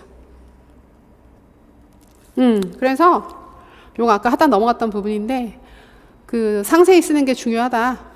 뭐 그런 부분들. 그다음에 앞으로는 문제를 정확하게 분석하는 거, 그다음에 조건에 맞는 유연한 답안 서술이 중요한 공부의 방향이 되어야 할 것이다. 확실히 변화가 있어요. 작년에도 슬쩍 보이긴 했지만 그래도 이론 키워드의 미련을 버리지 못하고 있다가 올해는 완전히 달라졌죠. 그러니까 만약에 현장에서 시간이 너무 오래 걸렸어, 쓰는 게 너무 지긋지긋했어 라고 느끼시더라도 그거는 당연히 지극히 정상인 상황이었다고 생각하시면 됩니다. 뭐 잘못돼서 그런 게 아닙니다. 서로는 늘 그렇듯이 학생 중심 얘기해 주면서 선택, 결정 기회에 얘기해 주면 되는 거고, 서로는 뭐 이젠 다들 잘 쓰시니까. 자, 첫 번째 단락 포인트 보겠습니다. 배점 부분 각각 2점, 2점, 2점. 김 교사가 언급한 기존 관점, 장단점. 자, 충실도 관점 명칭 안 써도 됩니다. 제시문에 있는 거 그대로 쓰셔도 됩니다. 모든 지역, 모든 학생에게 타당할 수 있는 표준화된 교육과정을 실행할 수 있다. 국가 수준 공통된 교육과정 운영이 가능하다. 안정감과 통일성을 부여한다. 라는 게 일반적인 서술들이고, 이것 말고도 비슷비슷한 거 많이 쓰셨을 것 같습니다. 이거 많이 쓰셨죠. 교사 중심적으로 뭐 초임 교사도 쉽게 운영할 수 있다. 그다음에 체계적인 내용 전달이 가능하다. 그 정도까지는 가능하다고 봅니다. 그 정도까지. 기초학력 수준이 올라간다는, 기초학력 수준이 가능하다, 뭐 올라간다, 괜찮다는 약간 애매할 수 있는 부분이지요. 뒤에 부연을 잘 하셨어야 합니다. 그 다음에 단점, 학교 현장과의 괴리, 실천이 어렵다. 학교 현장과 학생 요구에 부합하지 못하는 교육과정. 이거는 뭐 눈 감고도 쓰셨죠. 이런 부분들은 무리가 없고요. 그다음에 운영 방안, 결국은 이게 뭐 생성 관점이기는 한데 그게 크게 의미가 있는 것들은 아니고, 교사와 학생이 함께 만들어내는 교육, 제시는 말 그대로입니다. 요 관점으로 본다 그러면 아까도 얘기했던 것처럼 생성 교육과정이나 현성 교육과정을 활용해서 학생들의 요구, 흥미, 필요 등등을 교육과정에 반영한다 라고 접근해 주셔도 좋고, 재구성을 통해서 통합적 교과를 구성하거나, 또는 그러니까 얘는 이걸 하나로 빼도 돼요. 이걸 하나로 빼고 교과, 비교과, 통합을 따로 하나 뺄 수도 있어요. 교과 통합 활동도 할 수 있고, 학생들의 필요나 요구에 맞는 교과, 비교과, 통합을 통해서 학교 상황에 맞는, 학생들의 필요나 요구에 맞는 교육과정을 현장에서 함께 만들 수 있다. 그러니까 되게 이런 부분들은 서술하실 때 약간 구질구질하다라는 느낌으로 현장에서 교사들이 학생과 함께 이런 부분들이 곳곳에 한 문장 안에 확실히 보이시는 게 좋죠. 네, 주제 논의가 있었는데 여기 빠졌네요. 자료엔 있습니다. 그죠?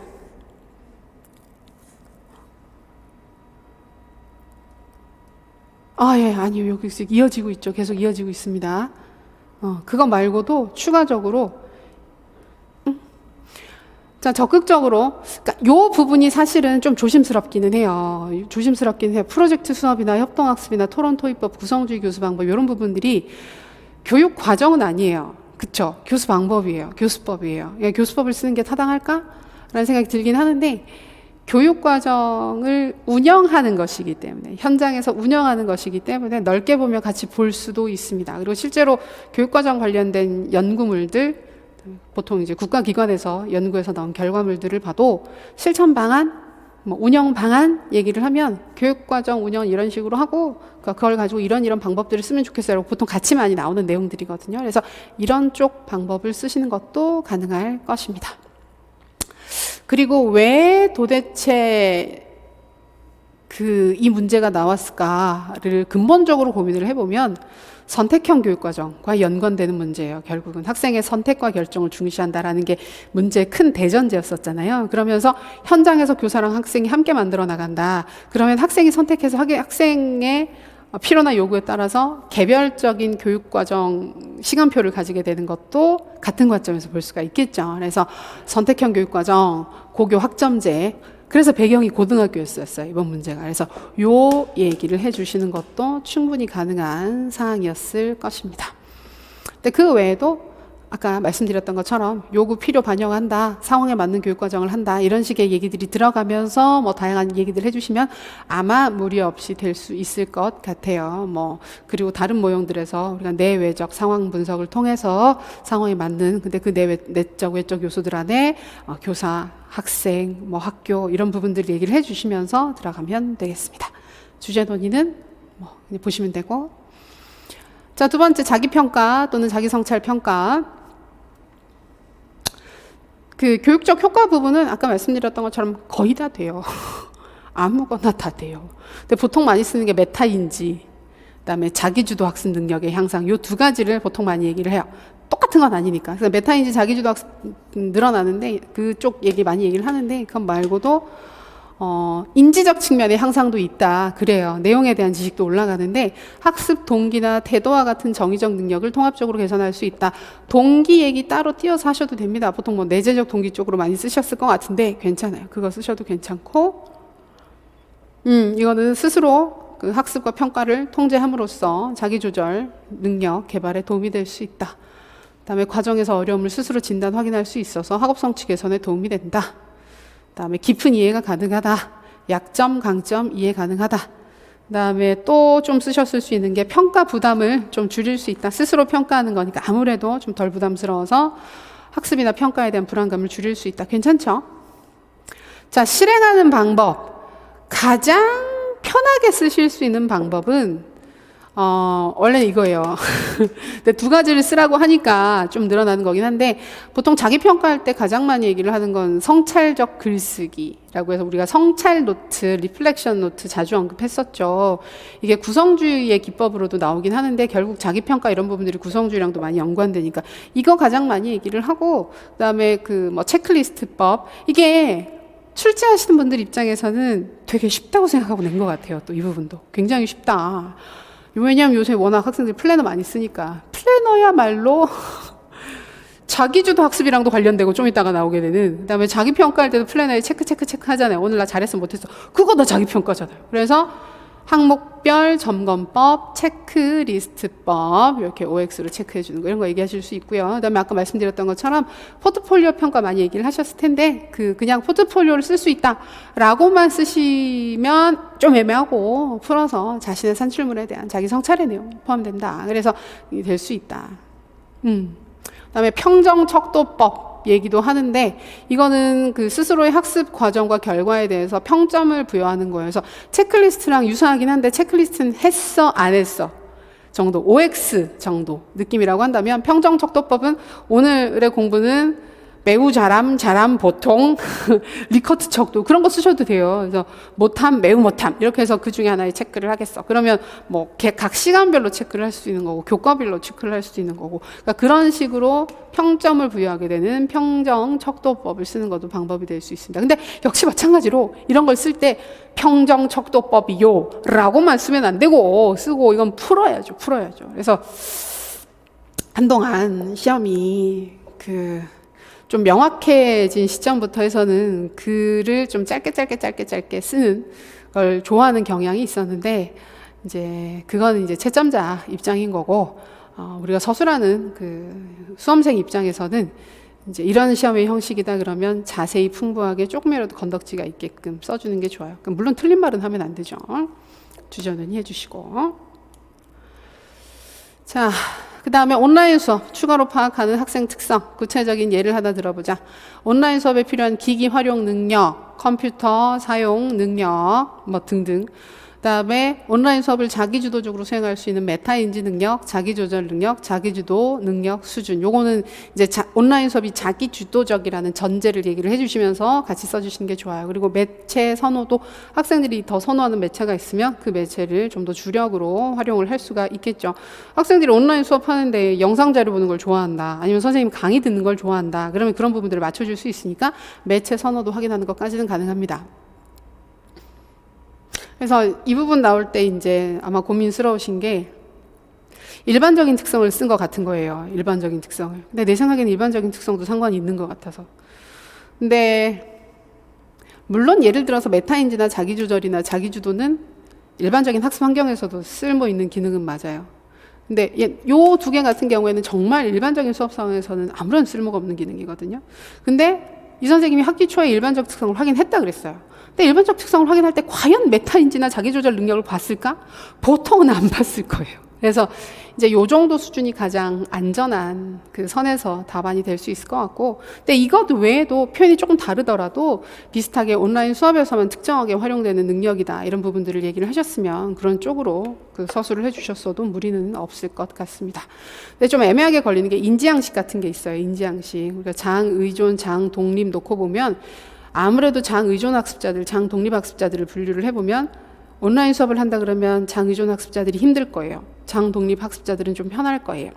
그 부분 분명히 있을 거예요. 그래서 인지양식 같은 경우에는 부연을 충실히 하셨다면, 근데 부연이 없이 그냥 인지양식을 본다. 그러면 인지양식 종류가 너무 많잖아요. 장의존, 장독립만 있는 건 아니잖아요. 소극이나 충동도 있고 되게 많잖아요. 그러면 그게 또 답이 안 되는 거기 때문에 그 인지양식 얘기를 하면서 온라인 수업에 적합하지 않은 혹은 적합한 그런 인지양식이 있다라고 하는 걸 같이 얘기하면서 부연을 해줬으면 그건 가능할 것 같아요. 가능할 수도 있을 거예요. 아마 그 정도면. 근데 선수학습 능력은 이게 너무 일반적인 사항이에요. 너무 일반적인 사항이에요. 그래서 왜냐면 일반적인 특성을 확인했었을 때 이미 지난 학기의 수업이나 뭐 성적이나 이런 부분들은 다 봤을 거잖아요. 그러니까 그 부분을 연계로 하는 거는 좀 어렵지 않을까. 근데 부연을 하신다 그러면 굉장히 그럴듯하게 잘 하셨어야 할 텐데 좀 그러기가 힘들죠. 근데 할 수도 있죠.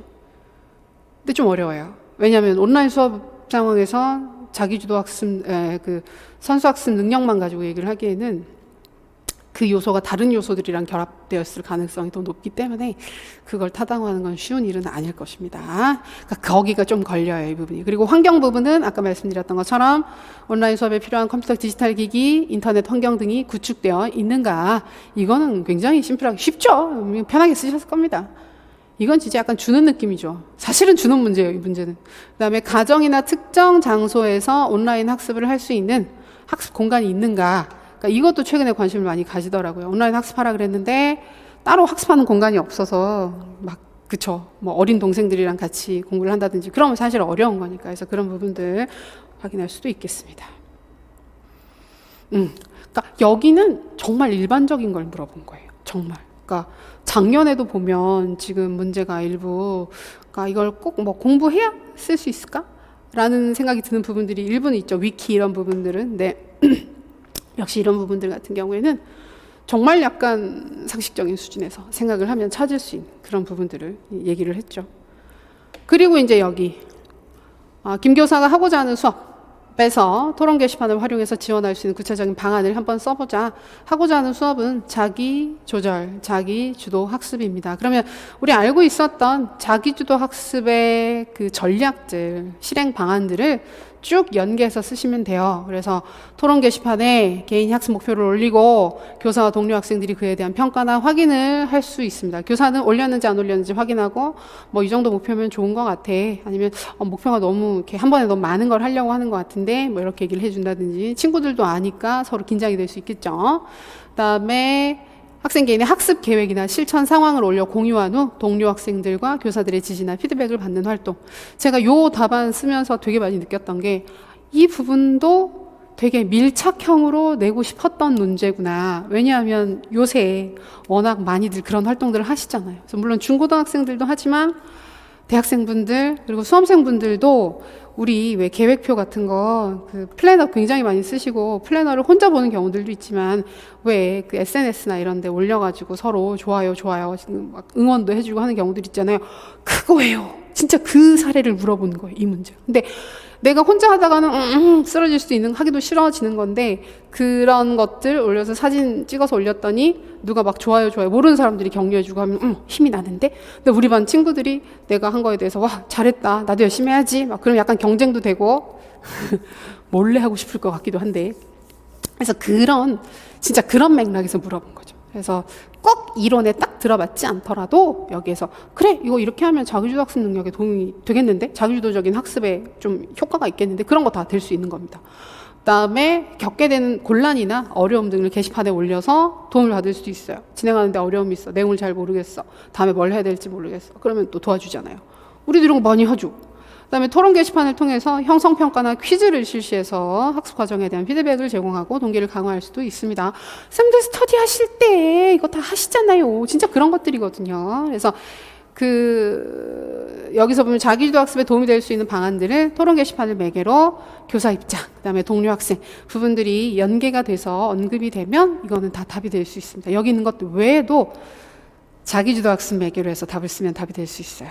근데 제가 이 부분 염려스러운 게, 복귀하신 분들 답안 좀 많이 봤는데 지금도 계속 봐드리고 있는데 생각보다 이게 너무 많이 빠져 있어요.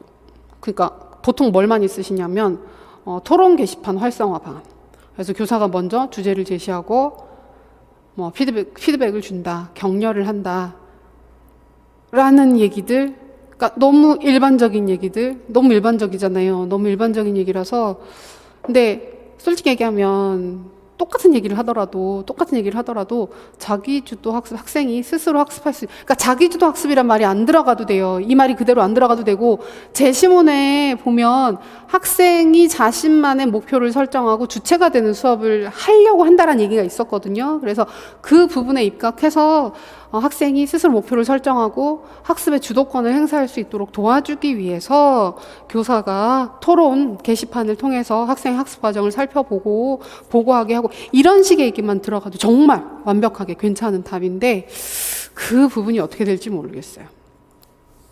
근데 일반적으로 읽으면 이 요소가 보이기는 보이는데, 문제 상황에 따라서, 그러니까 문제에서 읽을 때 어떻게 보느냐에 따라서 다르긴 하지만, 이 수업이 김 교사가 하고자 하는 수업이 먼저 위에 온라인 수업이 있었으니까 이건 자기주도 학습은 무시하고 온라인 수업이라고 봐도 되지 않아? 라고 또 의견이 나올 수도 있을 것 같긴 해요. 근데 원래 의도는 이었던 것 같아요. 그러니까 그래서 처음에 보면 와, 다 열렸네. 근데 열린 답은 맞습니다. 굉장히 열린 문제는 맞습니다. 열린 답은 맞는데 조건이 있고 열린 답인 거예요. 그래서 진짜 아까 얘기했던 것처럼 문제 해결 목표인 거예요. 문제 해결 목표에 따른 학습 활동이었다고 보시면 됩니다. 참고하시면 될 것 같아요. 자, 그리고 의사결정 모형 넘어갔습니다. 네 번째 단락입니다. A는 합리 모형이죠. 안 쓰셔도 됩니다. 명칭 안 쓰셔도 됩니다. 또 이때 나오는 거, 명칭을 썼어요. 명칭을 써서 걱정이에요 하시는 분들이 있어요. 명칭 써도 괜찮아요. 근데 이제 썼는데 틀린 명칭을 썼어요 하시는 경우가 있어요. 이거는 보기는 봐야 될 것 같은데, 그러니까 제가 이거는 진짜 이거는 정하시는 분 마음일 것 같아요. 정하시는 분들 마음일 것 같기는 한데, 명칭은 채점에 포함이 되어 있지는 않아요. 지금 현재 일단 문제를 봤을 때 우리가 이제 유출을 할 수 있는 건 문항 배점 부분에 명칭, 개념, 배점이 없어요. 그러면 명칭을 썼더라도, 그러니까 썼는데 맞는 건 당연히 아무 문제 없는 거고, 왜 쓰지 말라는 걸 쓴 거야, 쓰라고 하지도 않았는데 왜 썼어, 이거는 크게 상관없는 건데, 틀린 명칭을 썼는데 요구하는 답안이 내용이 맞는 경우들이 있잖아요. 줄 가능성이 있다고 봅니다. 좀 더 높지 않겠나. 물론 이제 결과를 보기는 봐야 되지만, 문제 구조를 보고 배점을 이렇게 짠 이유를 생각을 해보면 주고 싶지 않았을까라는 생각이 있어요. 참고하세요. 자, 합류 모형, 그 다음에 점중 모형. 이거 다들 아시는 거니까. 그리고 여기도 마찬가지죠. 그러니까 점중 모형에 근거해서 학교 운영에 학생의 요구를 반영하는 방안을 서술을 해야 됩니다. 그래서 학생들로부터 운영에 대한 불만사항, 그러니까 제일 일반적으로 접근을 하면 이런 쪽이에요. 불만사항을 설문조사나 학급회의를 통해서 접수를 받고 이런 불만을 개선하는 방향으로, 그러니까 많이는 아니더라도 점진적으로 조금씩 개선하는 방향으로 운영 방침을 개선할 수 있다. 또는 기존 운영 방침을 수정한 여러 종류의 운영 방안을 보여주고 그중 불만이 적은 것을 선정해서 운영할 수 있다.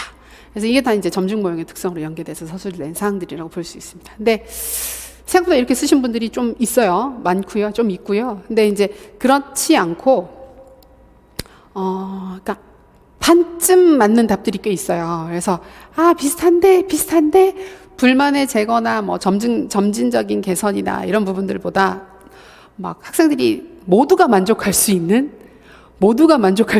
이런 답은 굉장히 위험하죠. 모두가 만족할 수 있는 의사결정을 한다.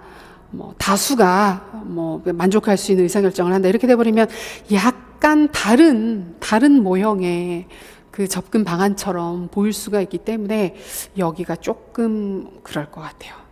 근데 그래서 그러니까 아까도 말씀드렸던 것처럼 이번 문제에서 채점의 포인트는 세 번째, 네 번째 항목인데 요 네 번째 항목을 얼마나 느슨하게 봐줄 수 있느냐. 그러니까 앞에 단점 2개 쓰는 건 그냥 그대로예요. 이론적인 사항이니까 그대로라서 사실 거기가 이번 문제에서 가장 이론적인 문제였어요. 그 합리 모형과 점증 모형에 대한 단점 서술하는 게 거의 유일하게 인출을 해서 쓰는 부분에 해당하는 거였고 나머지는 전부 다 활용이에요. 전부 다. 처음 항목은 모든 항목이 다 활용이었고 전부 다 활용에 해당하는 사항이었었기 때문에 좀 어쨌든 준비하시고 확인하시고 하는 과정에서 우리가 좀 신경을 써야 될 것 같습니다. 그래서 이 부분과 이 부분이 이제 우리 좀 시험에서 좀 신경 쓰일 수 있는 부분이 되지 않겠나 생각을 합니다. 아까 말씀드렸던 것처럼 저희 그 배점이란다. 그 올해 시험 같은 경우에는 전체적으로 문제 방향이 크게 바뀌면서 점수대 자체는 미리 예측하기가 정말 어려운 시험이 됐습니다. 그래서 정말 나와봐야 안다.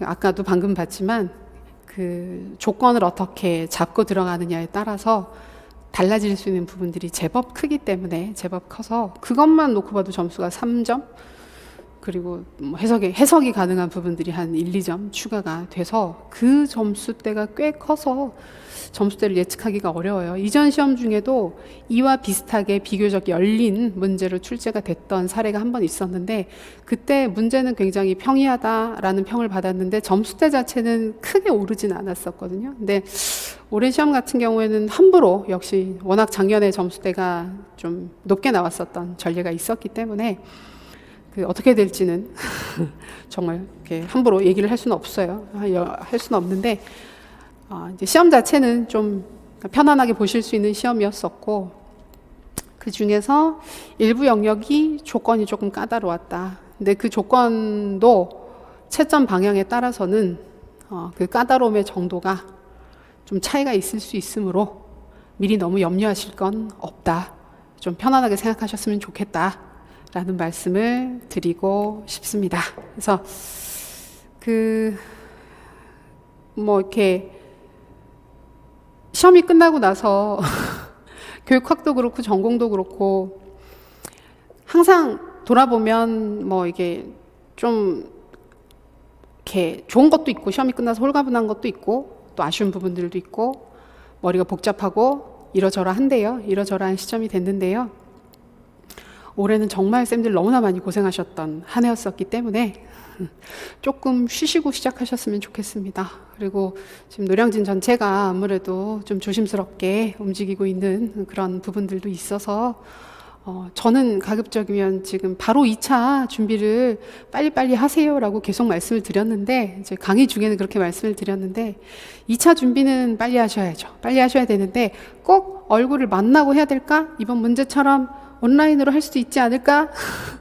비대면으로 해도 괜찮지 않을까 생각을 합니다. 근데 또 2차는 면접이나 수업시랑 꼭 만나서 해야 된다고 생각하시는 분들 많은데요. 지금 올해 수시 전형도 보니까 수시 면접도 그 면대면으로 안 하더라고요. 다른 강의실에서 하더라고요. 그래서 면접관들 다른 강의실, 그다음에 면접 보는 학생 다른 강의실 해서 화상으로 실제로 진행을 하고 있어요. 하는 경우들이 많더라고요. 대학들에서. 그래서 우리도 실제로 과연 아마 그 공간을 달리하여 시험을 보게 될 가능성도 있고 해서 오히려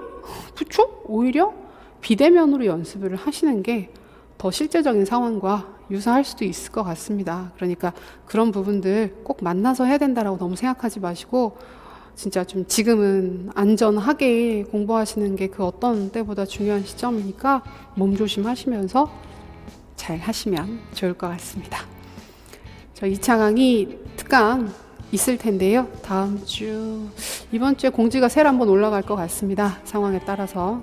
하기는 하는데 하는 형식이 달라질 수도 있을 것 같아요. 지금 노량진 상황들 때문에 어쩔 수 없이 그런 부분들이 있으니까 공지 잘 챙겨서 보시기 바랍니다. 일단 푹 쉬시고. 그래서 올해 정말 고생 많이 하셨고요. 네, 2차가 아직 안 끝나서 2차 이제 시작하는 시점이라서 힘들긴 하시겠지만 일단은 먼저 정말 고생 많이 하셨고 애쓰셨다고 말씀드리고 싶습니다.